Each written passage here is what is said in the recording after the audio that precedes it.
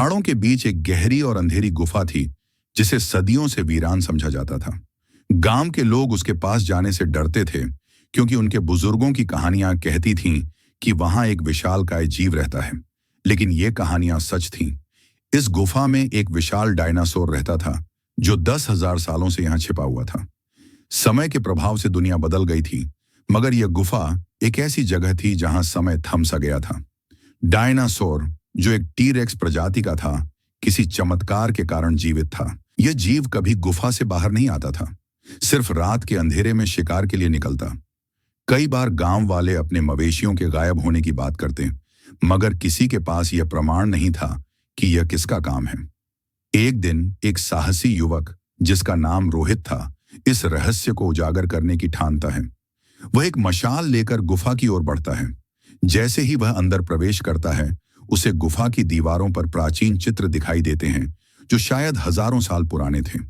उसका दिल तेजी से धड़कने लगता है। अचानक एक भारी सांस लेने की आवाज गूंजती है और गुफा में अंधेरा और गहरा हो जाता है। रोहित ने मशाल ऊंची की और जैसे ही रोशनी डाली, उसकी आंखें आश्चर्य से खुली कि खुली रह गईं। एक विशालकाय डायनासोर उसके सामने खड़ा था। उसकी आंखों में चमक थी और वह रोहित को गौर से देख रहा था। रोहित ने पीछे हटने की कोशिश की, लेकिन उसके पैर जमीन ने जकड़ ली। डायनासोर ने एक जोरदार गर्जना की, लेकिन हैरानी की बात थी कि वह हमला नहीं कर रहा था।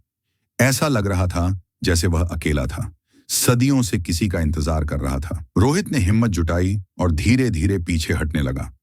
वह समझ गया कि यह जीव किसी खतरे की निशानी नहीं, बल्कि एक अद्भुत चमत्कार था। वह किसी दुश्मन की तलाश में नहीं, बल्कि शायद किसी साथी की तलाश में था। रोहित ने गांव वापस जाकर लोगों को इसके बारे में बताया। कुछ ने इसे मजाक समझा और कुछ ने डर के मारे गुफा को हमेशा के लिए बंद करने की बात की। मगर रोहित जानता था कि यह जीव कोई खतरा नहीं, बल्कि एक जीवित चमत्कार था। कुछ दिनों बाद गुफा में एक भूकंप आया और वह गुफा हमेशा के लिए बंद हो गई। कोई नहीं जानता कि अंदर क्या हुआ, लेकिन गांव वाले विश्वास रखते थे कि डायनासोर अब हमेशा के लिए समय के पर्दे में खो चुका है। रोहित अक्सर उस गुफा के पास आकर चुपचाप खड़ा रहता, जैसे वह किसी की याद में खो गया हो।